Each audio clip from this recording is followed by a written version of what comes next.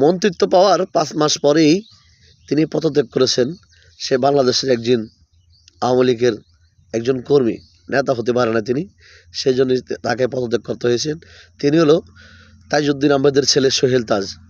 তিনি এখন বাংলাদেশের আওয়ামী লীগের হয়ে কলকাঠি লাড়তেছে। ১৬ ডিসেম্বর নাশকতা করার জন্য চেষ্টা করতেছে। আওয়ামী লীগের যেসব নেতাকর্মী যারা আছে, ঢাকাল বোয়াল সব যাতে চলে গেছে, চুনাফুটি যেগুলো আছে বাংলাদেশের ছিটিয়ে ছিটিয়ে বিভিন্ন জায়গায়, তাদেরকে ঐক্যবদ্ধ করে নাশকতা করার চেষ্টা করতেছে সোহেল তাজ। আমি আমার জায়গা থেকে মনে করব সোহেল তাজকে অতি দ্রুত গ্রেপ্তার করা হোক, আইনের আওতায় এনে তাকে জিজ্ঞাসাবাদ করা হোক। তিনি এত বড় সাহস কীভাবে পেল? ১৬ ডিসেম্বর উপলক্ষে এই নাশকতার মামলা তাকে কি কারাদণ্ড দেওয়া হোক। এই নাশকতা করার জন্য ১৬ ডিসেম্বর হলে তার সাথে কে কলকাঠি লাড়তেছে তাকে এগুলা জিজ্ঞাসাবাদ করা হোক, আমি আমার জায়গা থেকে মনে করি।